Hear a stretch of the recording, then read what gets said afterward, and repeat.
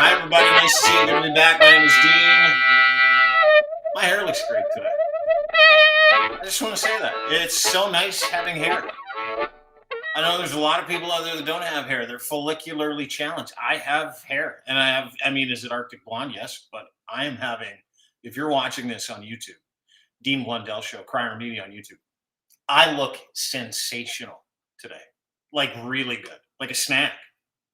I don't know how I can control it. I don't even know how this happens. How at 50 do you look this great? I don't know. Let's ask a gentleman who also looks great. Past 50, I believe he's 60, which is really, really hard for me to imagine because I used to watch this guy's show all the time when he wasn't 60. Please welcome to the program from Kenny versus Spenny. Spencer Rice, ladies and gentlemen. Spenny, you're 60. I like a little more height on your hair. Sometimes you get very high up there. Yeah. I don't know if it's your bed pressers or what it is, but it looks good. But let's not get carried away. No, I'm not getting carried away. I'm just saying I think today I look spectacular. There you go.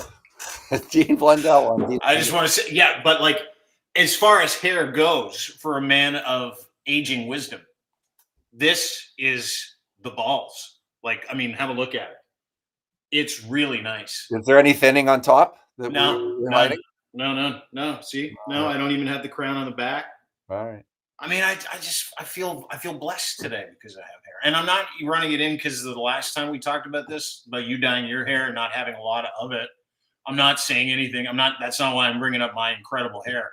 I just noticed it when we started. So actually, my wife keeps telling me I'm thinning on top, but then I went to the woman that cuts my hair, and she said I'm not. So I came home and I fucking destroyed my wife for making me more miserable than she usually makes me. Does she do that just to get you, or are you actually losing some hair? Like, is she always kind of? Well, it's you're paranoid to begin with, so that can't help. I'm completely paranoid. Yeah. Anyways, what are we going to talk about, Dean? It's just so. What do you want to talk about? And you got a lot to talk about because you have been popping off on Twitter. Yeah. Let me just start with just a story about how absolutely foolish I am, because I have to be honest.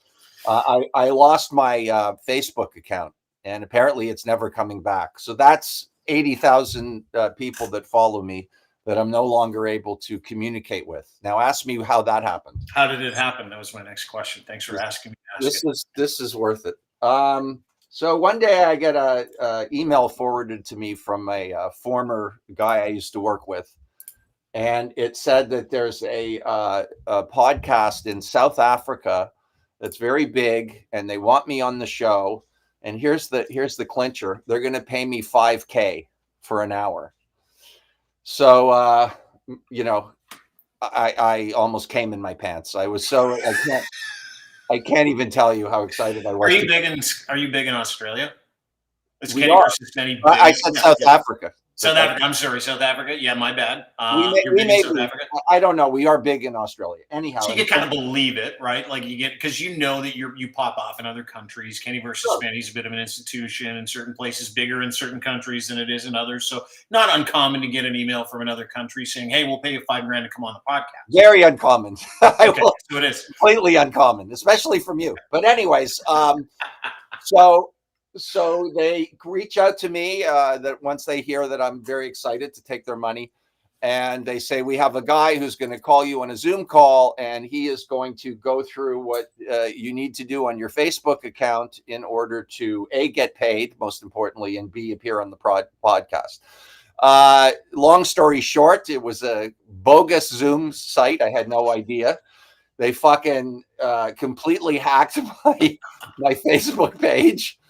And I don't know what to do about it. So if anybody knows what I can do, please reach out to me on X, which is the second last of my social medias. And don't be greedy, ladies and gentlemen, because that's what happens. Okay, so back up. I have a couple of Facebook similar stories to tell, but I'm not on Facebook, so I don't know. So you've got 80,000 people on Facebook, this little site you've been curating for how long? How long did you have? Years. Yeah. Like Kenny's been doing it longer than me, but I finally got on board. I have no sense of time. I have literally a medical disorder about time, but say 15 years. I don't know. Okay, you can't just keep dropping bombs like I've got a medical disorder about time and then just like I wheezing do. right past It's a chronology disorder. Look it up on Google. I was absolutely what do you call it when a doctor tells you have it? Well, you probably didn't know what I it don't know. was. I remember most things, but I don't know when they happen. And I didn't know. I just thought I was dumb, which I am as well. But it turns out that it's an actual. I think the word chronology is in the disease name or whatever. Yeah, a chronological disorder, conditions that last 1 year more. No, there's no chronology disease. There's no time disease. Well, then I don't see it. Okay, well, you think I'm lying? Why would I lie about that? Like, come on. Okay, so back. So okay, you've got a medical condition that precludes you from understanding time. Okay, I get it. I'm not gonna, dude. It precludes me from knowing when things happen. Okay. So I usually go. I was there when I was 16. And it could have been yesterday. If it was long enough, I just say 16 because I don't want people to know I've got this disorder. Okay. So you get time. Time is a big gray area. Yes. Yes. Okay, got it. Okay, I get that. Okay, so you have this Facebook account for a decade and a half ish. Let's just put it in that region right there. 80,000 followers. Someone sends you a note, says, "Hey, we need to get you on a podcast to give you $5,000. We just need your Facebook passwords and login." No, and you're like, no problem. No, they didn't get that. But what they did, I don't know how they do it because again, I'm an idiot. Well, that's why I'm asking. I'm like asking what happened to you. Like, how did they? I don't know how they do it. That's why I'm not a scammer because I'd be doing it if I knew how. I wish somebody would tell me how to do it. Yeah, I guess that it looks like you're on a Zoom call. There's no way of deciphering whether it's the real Zoom thing. Yeah. And then he says, go to your Facebook page. And somehow or other, he fucking took control of my page. This happened to me once before, and I did get it back. This is even crazier. All of a sudden, I have no access to my Facebook page, but I can see it. This was when I was 16. I don't know when it was, but and all of a sudden, all my posts are cartoons, not like newspaper cartoons, not moving cartoons, animation. Yeah. And they're all softcore pornographic in a different language. I think it was French. And I couldn't stop it. It made no sense to me. At least put hardcore shit on my site and get it canceled. And it went on for 3 weeks before I spoke to somebody. Cartoon porn on your Facebook feed for 3 weeks. It wasn't porn. It was so soft it wouldn't, but they were like risque like anime comics. Yeah, okay. All right. So but it didn't rise to the level of Chester the Molester from Hustler magazine. Do you remember Chester the Molester?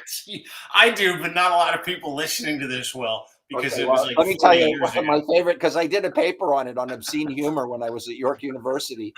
And it's two guys who look like inbred hillbillies. Sure. And there's a woman, and she's torn into pieces in a puddle of blood, and they both got chainsaws. And the caption is, "Gee, Gus, don't you think we should have raped her first?" All right, so you may lose your whatever you're on now. And I walked around with many cartoons of that ilk. Okay. With the Bristol board, because I was doing the paper on it and getting people to describe to me how offensive they thought this. Okay, you're not telling the joke to be a prick. You're not telling the joke to be an asshole. It was for a psychological study you did about egregious humor back in the day in school. Yeah. Okay, I get that's different. I love dirty jokes, and no one is going to stop me from doing it. For example, YouTube stopped you from doing them when they took away your sex account, right? No, that was for X-Rated, a series they did. Okay, sorry. But anyway, so this is a joke that I love, and it's horrible, but I can't stop saying it because I know how funny it is. So the father takes his daughter to a gynecologist. The gynecologist says, "How may I help you?" I don't think I want to hear this. Okay, then I won't do it. I won't do it. It doesn't matter to me. I know the joke. I do it on stage all the time. Well, yeah, I mean, that's on stage. It's not like a publicly hosted event. Why don't you just do the punchline? I'm a huge fan of just punchlines, by the way. Like, my favorite punchline is when Daddy goes to bingo. That's one of my favorite punchlines of all time. Okay, the punchline is no, she just lays there like her mother. I don't know. That's like a kink if you just like punchline for jokes. I don't know why. To me, it's just a bunch of Because you can do so much more. Like I find that if you just give the punchline, you stay away from all that trouble, right? Like you stay away from all of it. Like if you do a punchline and the last line is, and the rabbi says X, you've missed all that other racism, right? And then everybody's minds go like, what kind of racist brilliance was that? If there's no context. But anyways, Well, you don't need context for a punchline. It's the whole idea. Listen, Spenny, can I ask you a couple questions? Because I wanted to have you on the show because we text all the time, right? And we text about things that I think some people talk about publicly, try to curate arguments about publicly. And you're one of the rare people in my life that I value because you wear your heart on your sleeve. Like your values, your perspectives, they can change. You ask questions. You're not one of those guys that goes out there and tells people, this is what's going on in the world.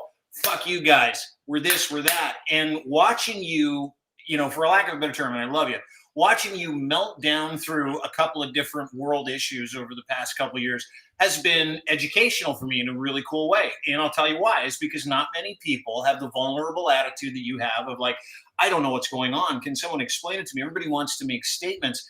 But this Gaza-Israel thing, October 7th of this year, yes. I mean, you and I have had several pointed conversations in text, on the phone, in DMs, about your change in attitude, about education, about frustration, about anger.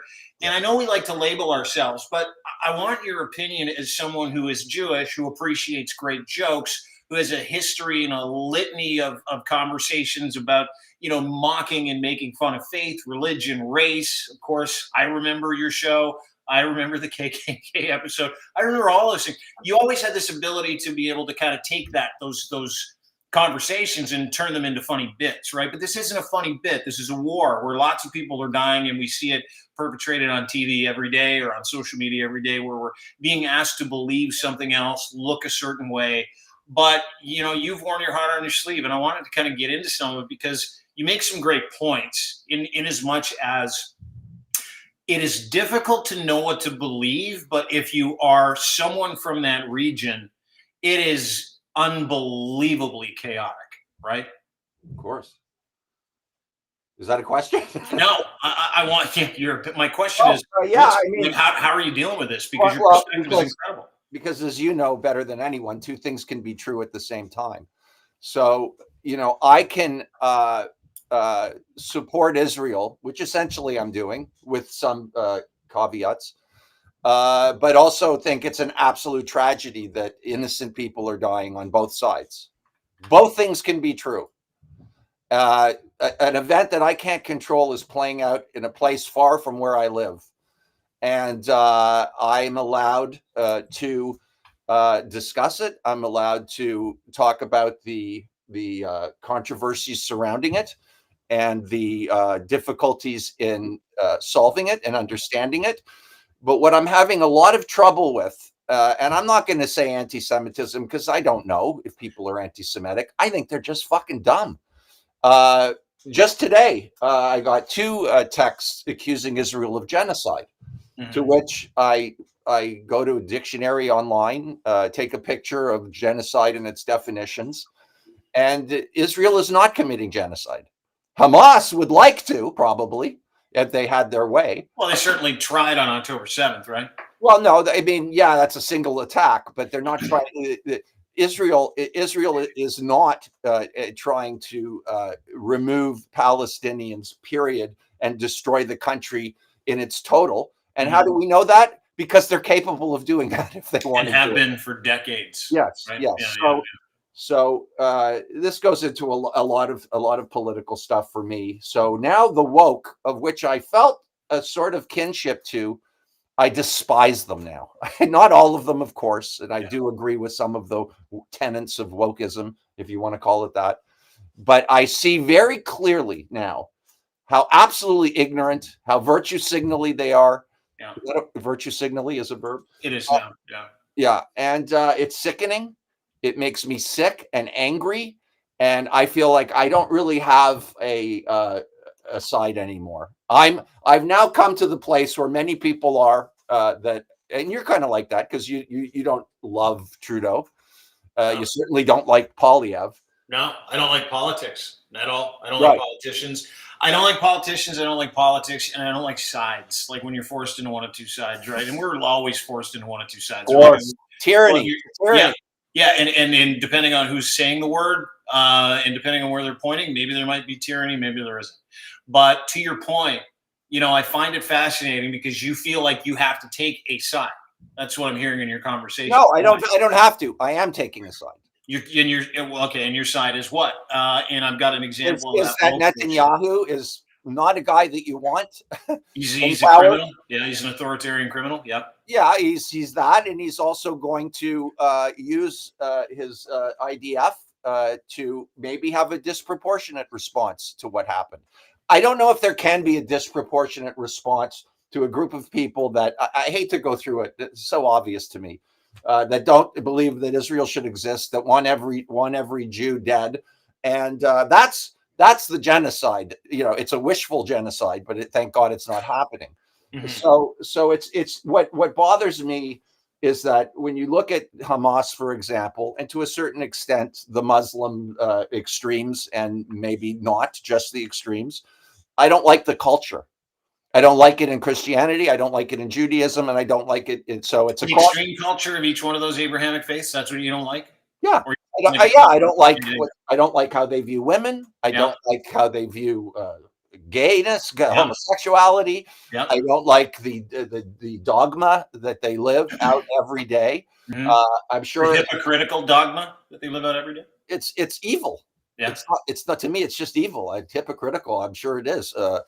I just don't like it. So I'm seeing people that are creating a false equivalency between Israel and Hamas. Yeah.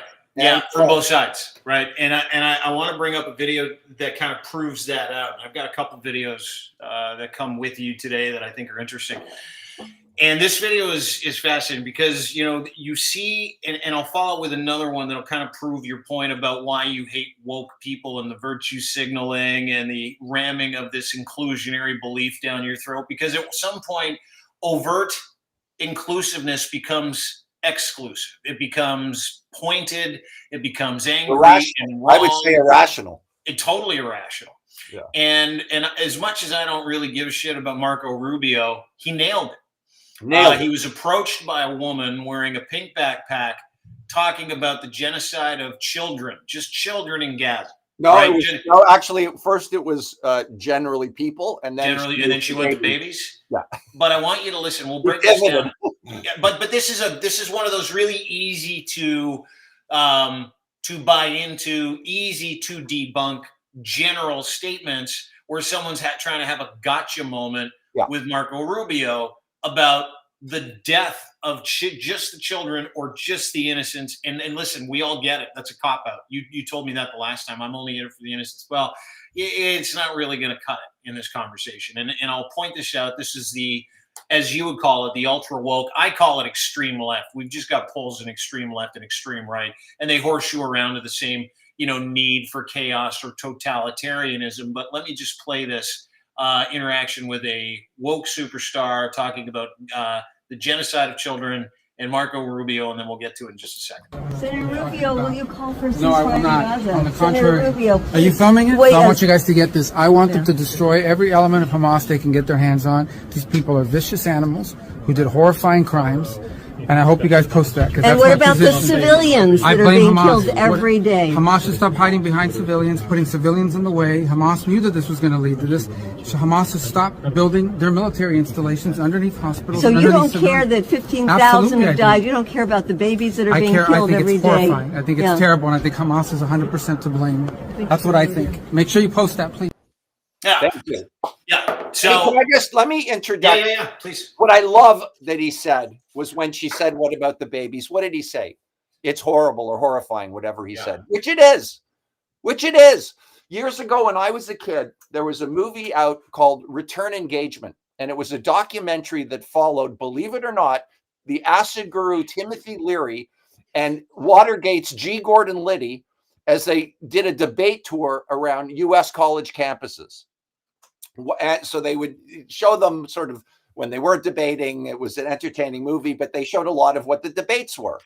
And at one point, some guy stands up in the audience, a student, I assume, who was blind, and he said that someone was stoned on LSD and shot him in the face, which is why he was blind. And the question was directed for Dr. Timothy Leary, and he said, "How does that make you feel?" And Timothy Leary said, "Terrible." And that was the perfect answer. Just like what Marco Rubio said. You can, what I get now is as soon as I show support for Israel, the genocide name comes up, and I don't care about civilians, and I don't care. You love dead babies. Yeah. It's disingenuous, it's irrational, and it's horrible. I don't control these things. Netanyahu is in power in Israel. Not you, not me, not her. And I deal with the realities that are on the ground. And I'm so sick of having to explain to people what's in Hamas's charter, how they stole aid money and built miles and miles of tunnels, how they are committed. They just did they not just reject a ceasefire for 2 months? 2-month ceasefire to return 100 hostages. They said, no, keep bombing us, keep bombing our people, keep killing everybody, keep bombing the hospitals. There were 36 hospitals in Gaza. There are now none. And the reason why there are none is not because IDF is indiscriminately blowing up hospitals. The reason why there are none is because under every church and school and hospital, these jackoffs, these terrorists with Hamas built their headquarters and weapons caches. Yeah. And they use these people as human shields, which they are continuing to do. And they are continuing to coax more ammo, more bombs. They're continually saying, no, we're not going to give you what you want. Fuck the police. Do you know why? I'll tell you why. Because the rest of the Muslim extremists in that region are willing to sacrifice, including Hamas, every single civilian. And they started doing it when they started hiding underneath protected areas. It's a PR war. And 100%. And what's breaking my heart is that it's working because people are so fucking dumb and they're so sure. Now, I excuse some of it. I think I sent you a video of a group that was protesting Israel, and they were asked questions. Oh, dude, this speaks to what you're saying. I'm going to play this right now. By the way, the reporter, very attractive. And I want to point this out, that this is a lot of protests. This isn't just the Gaza Palestinian protests. This is a lot of protests where people show up and they're all full of piss and vinegar, and they got signs that are handed to them because they're paid to do this. A lot of these people are paid, and they're students, and they get $100 for the afternoon, and they have no fucking idea why they are there. Let's watch this. Hi. So as it turned out, hate, anti-Semitism made its way to Sundance Film Festival, where people are calling for a ceasefire now, which is exactly what we had on October 6th before Hamas slaughtered all these Jews. From the river to the sea, Palestine needs to be free from the occupation, which is illegal. What's the river? I forgot the river's name, sea? But the sea is the Red Sea. So where is the river and the sea that everybody's chanting about? I think it's the Black Sea and the river on the other side of Gaza. Okay, so it's the Black Sea and the river on the other side of Gaza. The Palestinian genocide, it's just awful. What about the hostages? Do you know about the hostages? Unfortunately, I'm not that educated about that part. The occupation is illegal. Even chocolate is not allowed. Wedding dresses are not allowed. It's been this way for over 15 years. It's a genocide. It's not about Hamas. It's not. How is it not about Hamas? It's not about Hamas. Isn't even there. Isn't where? Hamas isn't where? Even in Gaza. Hamas is not in Gaza. The Jews are in Gaza. The Jews. Are there hostages in Gaza right now? Oh, I don't know. No, I got this from someone else. He gave it to you. Yeah. Do you know what it means? No. What are you demonstrating for or against? Against the occupation of Palestine. So support for the Black Sea to the other river to be liberated. To be liberated from the occupation. Does Israel have the right to exist at all? I think the state of Israel should be dissolved. So do you know what happened to women on October 7th? I've heard things. I've also heard that they're not confirmed. Not confirmed. The rape incidences are not confirmed? Not sure. What about the hostages? Fire no! Are there any hostages? No! So this is it, a demonstration at Sundance Film Festival calling for the genocide of Jews. As you can see, some of the people don't even know what it is that they're talking about. Our youth have been poisoned to such a level that blatant anti-Semitism is allowed. And it's just unfortunate. So we're all calling for freedom in the region. This is not the way to do it. Yeah, I love her coat. I'm calling for her phone number. That's what I'm calling for. Is that what you're calling for? Listen, I'll give, when you're young, yeah, and you don't have the weight of family, mortgages, adulthood, career. Nice way of saying when you're dumb and you're stupid. But yes, go ahead. Yes, when you're dumb and stupid, you want to feel in a narcissistic way that you're doing the right thing. But as someone who's not young, I feel it's my duty to tell them how fucking dumb they are and how much I hate them because it's appalling. It's appalling that you could go protest something and not have a clue what you're protesting. It's appalling. What's amazing about that statement, Spen, and it is appalling that anybody speaks about things that they know nothing about. Like it amazes me. But in a snapshot, in a microcosm, right, is you just said something that I've been saying for 3.5, almost 4 years about every single person that rails against things they don't understand and is willing to go and give their time, their mental energy, their positive energy, their vibe to something they don't understand. An afternoon standing in the rain with a placard that someone gave you because you don't understand it. 3 weeks in Ottawa with a whole bunch of other hillbillies because you don't understand it. And we live in this time when those people that don't understand things are mad because they are as dumb as they are. And they're looking for someone else to blame. And we also live at a time where any dummy will do anything for $100, right? And so whether you're being paid to go to an anti-Trudeau rally, which has happened, whether you're being paid to go to a political rally, whether you're paid to go to a Gaza rally, they're not paying smart people who have a deep understanding of foreign policy, extremism. They're paying dummies that will do anything for $100. They're paying, and if they're not paying it, they're really happy to get the extra stupid people who will do it for free. So you said $100. Can you give them my number, Dean? Yeah. 135. Some people in 2019 got paid by Jeff Ballingall and Canada Proud, who, by the way, is suing us for telling this story. What's happening? What is happening with that? By the way? I'll tell you in a second. They sued us for suggesting that they pay people to go and protest, which in 2019, big article about them paying people $135, including parking, to dress like bananas and show up on behalf of Canada Proud's street team to go and agitate Justin Trudeau and a political party. So, if you don't understand the economy of protesting and how important protesting is, and I want to draw your attention to Germany over the past few days. I've been following that. Have you seen some of the anti-AFD rallies? AFD is the Alternative for Deutschland, which is really a fancy way, reinvented way of saying the old Nazi party, the hard right, deportation, work camps, fuck immigration, fuck religion, get everybody out, hardline shit. So millions and millions of people in Germany have been rallying together silently against the ideology of fascism. They're saying, hey, listen, we're going to get together. These rallies have been well put together. There have been no hot tubs. No one's been punched in the face. Everybody shows up. And I'm talking like in Hamburg yesterday, 280,000 people. Cologne, they had 200,000 people. Munich, they had 700,000 people show up. Not 8,000 people in Ottawa.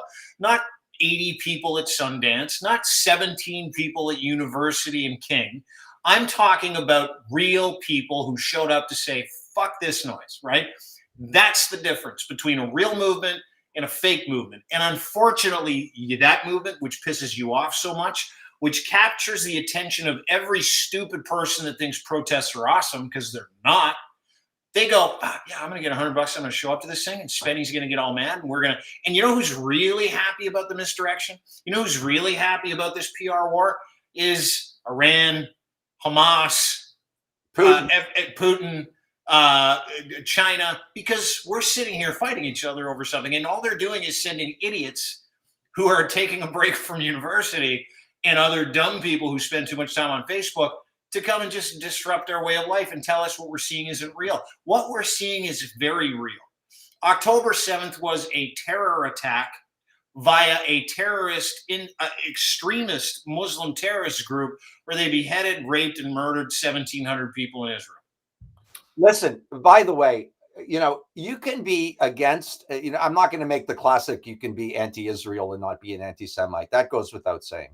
You can also say that, you know what, Israel has a disproportionate offensive to what's happened.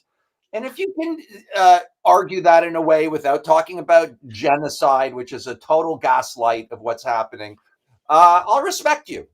So it's not like I'm saying it's Israel or you're dumb. I don't think you're saying that either. No. It's just a certain type of person that unfortunately seem to be the loudest and the most brazen, that you can tell very quickly how, and I don't even think they're anti-Semitic. They're just, I don't know what they are, but it's still. I think we covered it. They're just dumb. Okay. So, it's just very clear to me that the idea that Israel is like them, that it's an equal sort of thing, just seems absurd to me on the surface. But I don't want anyone to think that that means Israel gets carte blanche. I don't like Netanyahu. I haven't liked them for years. That's not what I'm fighting against, and what's making me so angry. No, you're not. You're angry because you're being told what to believe and what to think. It's generally speaking everybody's anger on social media, right? Especially when it's wrong and you know different. A genocide is one side trying to obliterate another group of people and or a country. Which of the two really subscribes to that fucking ethos? Just Hamas. Yeah. Just Hamas. Exactly. Just Hamas. Have you received an education about Judaism? Because I'll tell you, I have. Like, anytime we go through these things, one of the things that you can choose to do, right, is you can choose to educate yourself so you can understand it, so you can speak about it. And I've watched you try to speak about it. And you and I have talked about some of the crazier parts of this thing where, you've got Orthodox Jews popping out of like tunnels and sidewalks. You've got, and then I'm like, I sent you a note the other day. I'm like, what's with all this? Can you explain it to me? You've got different sects of Jews. You've got different denominations of Jews. You've got the same thing with Muslims. So like, have you been sort of surprised by the reaction? Have you received sort of an education about your culture and history a little bit too? Well, I have for many years been publicly against Orthodox Jews, although they're not nearly as toxic as Hamas, but they're toxic to me, in my opinion. The tunnel thing, I don't know, man. Did you know what? I'm asking you. I don't really know what the fuck that was. Dude, I just saw it on social media. So I read this story because I saw this video. I'm like, all these guys in like kippas and the curly hair. What do they call them? Payas. All the payas and the kippas and the glasses and the flare. They got the scarf, the nice scarf with the tassels on it. Whatever. I don't know what Did you see the Goodfellas send up? Yeah. One of the funniest things I've ever seen. Without question. But the videos are great because it's Connie Dreidel. It's like Hasidic Jew after Hasidic Jew just popping out of the sidewalk out of nowhere, and I'm like, what is this? And apparently they built this extensive tunnel system underneath the synagogue for whatever purposes. I don't know, to get to and from places, to hide things. I don't know, but I found it fascinating, and I'm like, all right, I want to know what Spenny thinks about this. Yeah, no, the only thing I've heard that makes any sense to me, because I don't think there's been a weapons cache found or anything of that nature. I could be wrong. I haven't followed it that closely. Is that within the Hasidic or whatever Orthodox sect it is, there's as you said, a rebel sect that wanted to have their own area at the synagogue. I have no idea if this is true or not true. It could just been a place where they go have sex with women. I have no fucking clue. But of course, it's going to be used and propagandized as something other than probably what it is, though it could be nefarious. I mean, I don't know, but it was just, to me, the greatest thing was that Goodfellas thing. That made it all worthwhile. Johnny Cradle and Tony Tora. Dude, they had the story went viral on just Rolling Stone. Initially reported a small sect of Hasidic Jews built an elaborate system of underground tunnels beneath the streets of Brooklyn for no clear reason. Sparked an onslaught of anti-Semitic conspiracy theories. As you know, they call them Jewish tunnels, Zionist tunnels. Sure. Quote, secret underground tunnels, blood-soaked mattresses, baby strollers, getting real strong Simon of Trent vibes here, one influencer wrote, referring to the dangerous anti-Semitic blood libel conspiracy theory from the Middle Ages involving the murder of a Christian child that resulted in 15 members of the Jewish community being burned at the stake. So, like, it didn't go without, obviously, jokes. I just didn't know what you thought of it, like, because I wanted to know. Look, is this a thing? Is this? I think, as I do with everything, if it's what they does every extremist in the Abrahamic faith are they just master tunnel builders? No, whatever it is, whyever it is, and they know and someone will find out and write about it. If they broke the law, they should be held accountable. I would say that about anybody. I have no. People think you have, because let's be honest. We're living in an idiocracy. And one of the symptoms of the idiocracy is binary thinking. And that's what's driving me fucking crazy, to the point of anger and a little bit of depression, just how narcissistic and binary people are. That there just has to be a simple answer, a right and wrong, a good and a bad. Mm-hmm. And it's just, the world gets more and more complex on a daily basis. And yet it seems intellectually we're becoming more simple. It's just, it's maddening. Yeah, it is, but there's silver linings, like some of the humor that I've seen over the past little bit. Like, you only have to pick, like, the world is so messed up between Gaza, Ukraine, Israel, Russia, that I welcome Trump content now. Like, I don't know if you're following some of his latest full-on Dimension Dawn stuff. Yes. He's never been funnier to me. Like, he's like an outlet now. Before, like, for 4 years when he was the president, I'm like, I can't believe this is happening. This is an affront to society. I can't believe the world has gotten so much worse since then. I'm like, just give me some more Trump stuff, please. Right. Well, again, I'm pretty sure you're saying that sort of tongue in cheek. I think. I don't think so, dude. Are you not watching some of this stuff? Do you want him to be president again so you can laugh like a child? I'm not that far gone. Apparently, you are. But I don't know if I. Well, listen. Let me play you this clip, and then you tell me if you can enjoy this. Okay. Well, I'll totally enjoy it. Okay. This is Donald Trump talking. I played this yesterday with Locke. It's too fun for me. Okay. Talking about the difference between gas and corn. Okay. And we have more liquid gold and wealth under our feet than any other nation. We have more liquid gold, oil and gas, more liquid gold. Well, I just met non-liquid gold. You know where it was? Iowa. It's called corn. It's non-liquid. That's my take. You have more non-liquid gold. They said, what is that? I said, corn. They said, we love that idea. That's a pretty cool thought, isn't it? That's a nickname in its own way, but we came up with a new couple of words for corn. Come on. Dude, did you ever see A Mighty Wind? Yes, of course. Fred Willard? You ever see Best in Show? Fred Willard will be forever missed. You ever see Best in Show? Fred Willard's my favorite. I've seen all of Christopher Guest's movies. That is Christopher Guest shit. That is Fred Willard talking about the difference between oil and corn. One's a liquid, the other one's solid, and then he's like, gives it a great nickname with no nickname. Did you know? Yeah, I mean, look. I'm not sure what you're saying. Hang on. Let me play this for you again, and just close your eyes. You're going to forsake democracy for a juvenile sense of humor, which seems a little extreme to me. I know the dangers there that he might become the next president. Do you want this guy to become dude? I'm done asking the question. Are you really going to elect this guy? Because they might. And they did. And this is what they get. By the way, can I just say this? Yeah. I maybe I'm wrong. I don't think that he will. He wants to be a dictator. He identifies with dictators. He loves dictators. He's going to do everything he can to manipulate the system to maybe become a dictator. Yeah. But I don't think he will or can actually, if he wins, overstay the 4 years. I would think there must be something in the Constitution that allows the army to come in and remove his fucking orange ass from the Oval Office if this ever comes to pass. Well, then we wouldn't get incredible stories like the one that he told where he likened himself to a pedophile priest that you should just let go, right? Like this.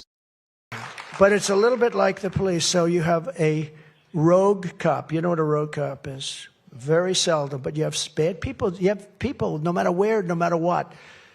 In the church, you have some people that aren't so good, right? But you have people, a rogue cop or a bad apple, whatever. And what they do is they make it so that you catch, so that it can't happen. And therefore, everyone else is allowed to commit crimes, murders, like at levels that we've never seen before. No, we're going to have to do this. Immunity for the president. If you have a president that doesn't have immunity, he's never going to be free to do anything because the opposing party will always indict him as soon as he leaves the White House. I mean, I honestly, I mean, I understand the. How could you not look forward to that, dude? Spen, how could you not? I hope he never goes that way. I hope when he dies, I hope he dies soon, kind of. But I hope that as long as he's alive, he's allowed to say stuff. Because right. I have never found him funnier. And he's going to get neutered during the election. I don't think I think at the right time, sort of like the rest of the world comes to its senses unless you're in Argentina and then you're like some fucking crackpot. But that's Argentina. This is not a third world country. These are not third world countries, depending on what state you're in, obviously, in the United States, and depending on how north you go in Alberta and Saskatchewan. These are not third world countries. But I fucking love the guy now. Like, I think did you see his debanking comment? Debanking? No, I missed that one. Yeah, I can't. I saw the Gulf War in Vietnam comment, which was, I think, today or yesterday. That was a good one. No, dude, like, how could you not look forward to this guy speaking every time he speaks and not put him in that classification as there's Crazy Don again. He's got syphilis dementia. Put him out of politics. Yeah. Put him in a room or let him just talk. Get cameras at Mar-a-Lago and you have the Trump channel. One of the greatest, dude, I would love to set up his live stream where you just he gets up in the morning, turns it on, and he just talks. He just says stuff because he's absolutely lost his fucking mind. Listen to this. But we're also going to place strong protections to stop banks and regulators from trying to debank you from your political beliefs, what they do. They want to debank you, and we're going to debank. Think of this. They want to take away your rights. They want to take away your country. The things you're doing, all electric cars, give me a break. If you want an electric car, good. But they don't go far. They're very expensive. They're going to be. I think you've lost it, Dean. I don't think I have. I think no. The fact that anybody takes that guy seriously anymore is beyond me. Like, everybody should be doing what we're doing right now. Millions of people. Yeah, I know. And I find that awesome, too. I'm here for that con. You see some of the videos of these guys? There's this redneck they were talking to the other day, and they're like, would you vote for Donald Trump if he got convicted of all those crimes? You're like, goddamn right I would. Goddamn right I would. You know why? He's been here from the Lord. That's why. Look, the reality is they can't win unless they cheat, in my opinion. Yeah. So there we are. There you have it. So that's why I've seen interviews with MAGA people saying they're okay with the dictatorship as long as it's not Biden. Yeah. And it's translate that into he's going to lose again. Yeah. I want a dictator so he can't lose. I know. I don't want a dictator, but I just don't want him to go anywhere. No, I know the entertainment value is off the charts. Yes. Off the charts. I've said that for years. I know you have, and I haven't listened. I've been too mad, and now I'm completely turned around. I feel that way about Canadian politics too. When you see some guy popping off, or someone gets beat up at a rally, I'm like, this is awesome. Thank you, Canada, for waking up to American-style politics. It's way more entertaining than the original politics of Canada had, where it's like 3 months, and we're like, we'll have an election. Everybody decide. Here's a pamphlet. I'm like, no, now we're watching people get beat at rallies and stuff, horse tramplings. We're watching protests around all over the place. I know it makes everybody uncomfortable, but my God, this is the most entertaining time in political history. I'm still going to vote liberal. I'm very annoyed at PP. Trudeau for the way he's sort of speaking out of both sides of his mouth. But at the end of the day, he's a politician. Yeah, I hate them all equally. Yeah. So, but but I'm getting very close to like not giving a fuck and just voting for PP just because I've given up, or not voting at all. But whatever. I'm just very emotional.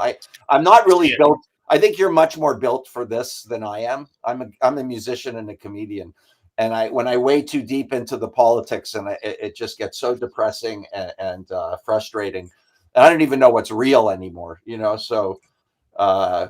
So I was off it, by the way. I don't know if you know. I literally stopped all of last time you were on the podcast. You told me you were going to pop off Twitter. You're done. Well, and then October 7th happened, and Here it's he comes. like, you ever see that commercial during the Reagan era where they had the rat with cocaine in this little bottle thing? Yeah. He keeps going back to it until he fucking dies. That's me and social media.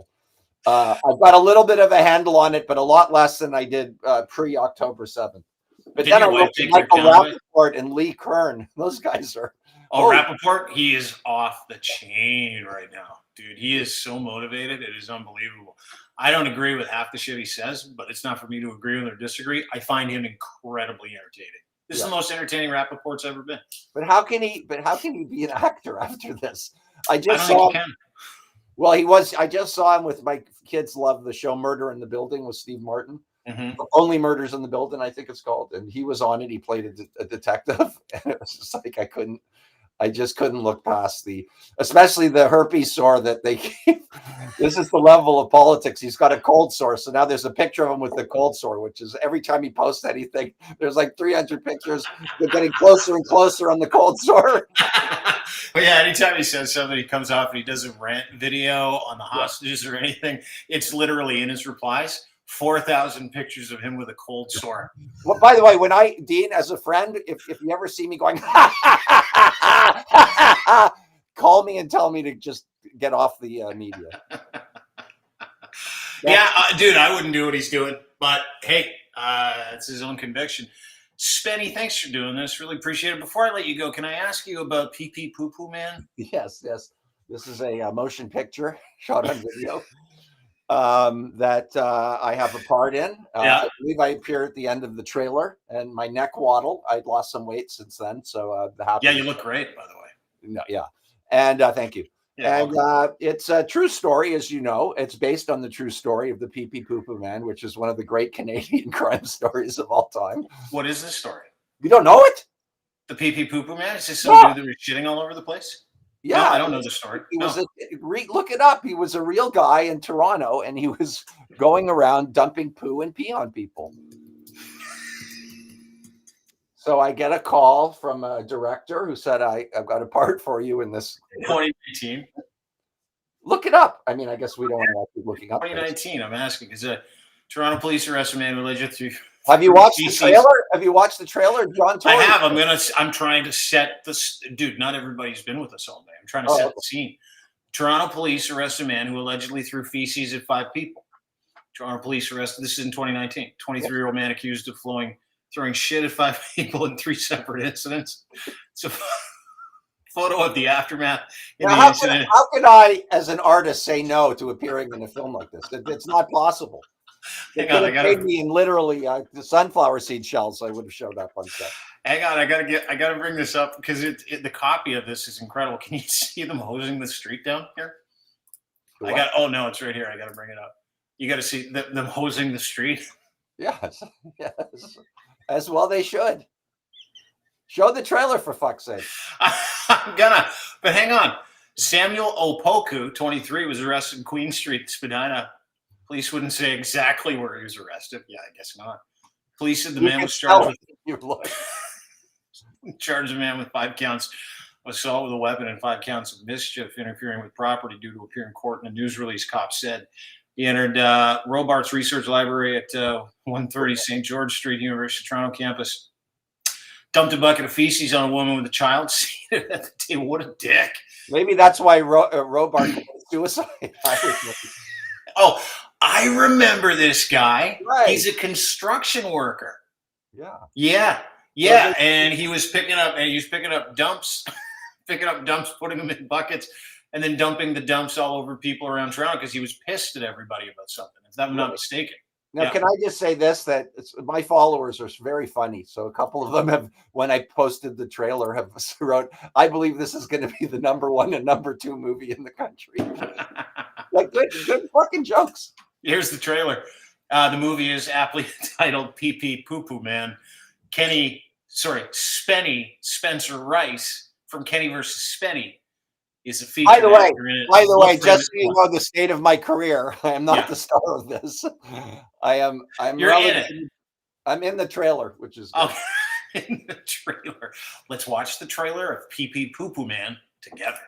Toronto police are investigating after 2 separate disturbing incidents. Details are emerging of a disturbing crime, and the weapon of choice will turn your stomach. If you are squeamish, the details of this story may be difficult to hear. I was definitely traumatized and very disgusted by this very lowly act. Fire crews had to hose down the sidewalk. I'm just kind of worried about it. Like, it's just really gross that this thing's happening. Tall man wearing a yellow construction hat. This is like the original violence. Just can't understand why anybody would go around and do this kind of thing. I'm gonna throw up. Why would somebody grab a bucket of poop and dump it on somebody's head? I will never forget that smell.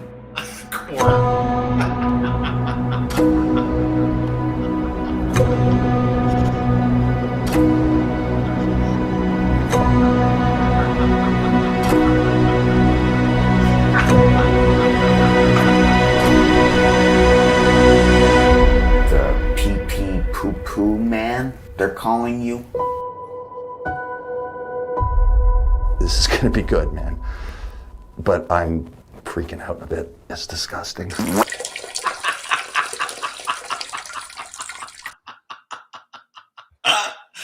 That is a true story. You're 100% right. I totally remember that. 2019, everybody freaked out because they couldn't believe this construction guy, prior to going to work or coming home from work, was somehow able to come into a whole bunch of poop and pee. Mm-hmm. Like they didn't know where he got it from. Apparently he got it from some porta-johns. That was my understanding. What I forgot is, and perhaps this is why they thought of me when they created this illustrious art piece, I threw poo in Kenny's face in the Who's the Better Boxer competition. That's right. I've always described as one of the greatest moves I've ever pulled, and it makes me less of an atheist because I would never think to do that. So it had to be from above and below, I guess. And so maybe that's why they chose me. For the PP Poo Poo Man part? No, I'm not playing the PP Poo Poo Man. What are you playing in the movie? I'm playing at the end. You, by the way, looked a lot fatter there. You really did. I know. A journalist, everybody pointed that out, as they do on my social media. I play a journalist who's tracking down the story and trying to get to the bottom of it. Pardon the pun. All right. Yeah, they did get to the bottom. I won't tell people what the movie's about, and I won't tell you how the movie ends, but they find the guy. I'm just letting you know.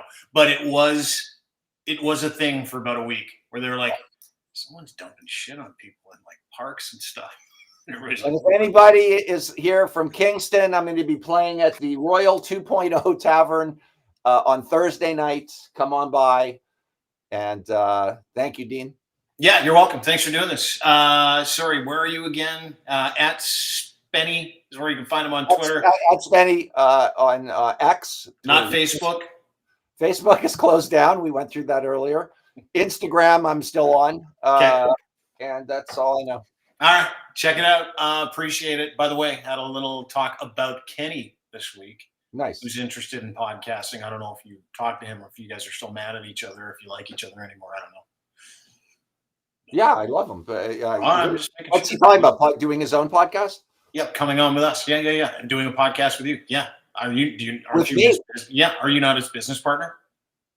Yes and no. We do stuff together. We do stuff apart. So he never tells me anything until it's a done deal. So anyways. Okay. It's probably good because you don't understand time. Exactly. All right. Thanks, buddy. Great to see you. Right. Spencer Rice, ladies and gentlemen.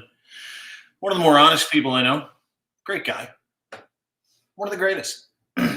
Literally, he's the most inquisitive guy I've ever met. If he doesn't know an answer to something, he calls. He doesn't go and pop off. And then if I don't know the answer, I look it up and then I send it to him. He's like, thanks. And I'm like, you could have Googled it yourself. He's like, I was busy. I had a martini in my hand. I can't martini and Google at the same time. Thanks to Spenny for coming on today. Thanks everybody for spending a little bit of time with us. As always, we're brought to you by our friends at CanTorque, makers of the world's greatest rugged, hard-working torque wrenches. Canada's leading industrial tool experts, offering the very best in sales, service, rentals, calibration, maintenance, and custom fabrication of industrial torque tools. Reliability you can trust. You can rely on the highest quality products designed by absolute professionals. They have unparalleled expertise. Canada's leading industrial tool experts for the past 20 years.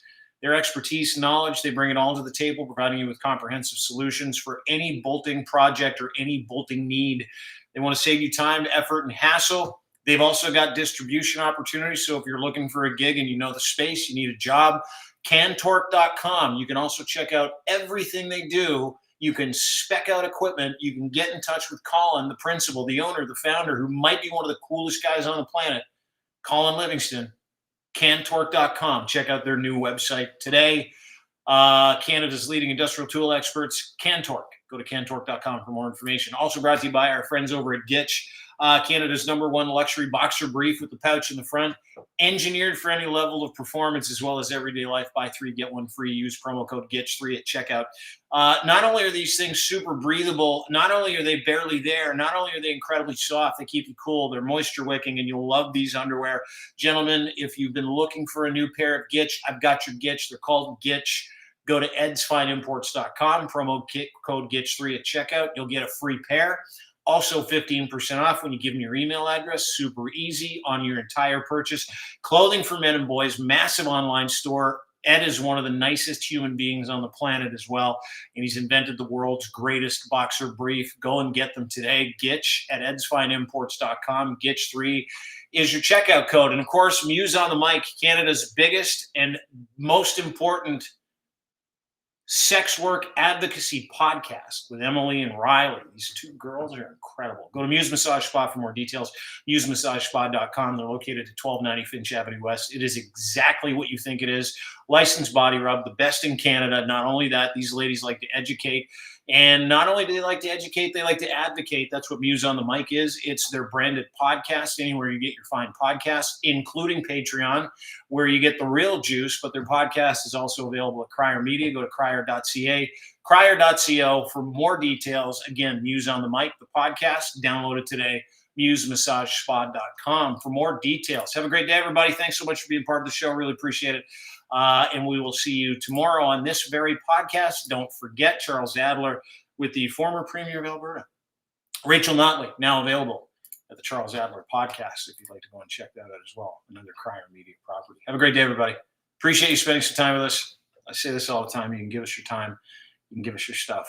But I really appreciate your time. And don't forget, our Canada Proud GoFundMe, you can go and donate to that today as well. Your support is incredibly important. Go to my Twitter feed at It's Dean Blundell for more information. Thank you all. Enjoy your day. See you tomorrow. Bye.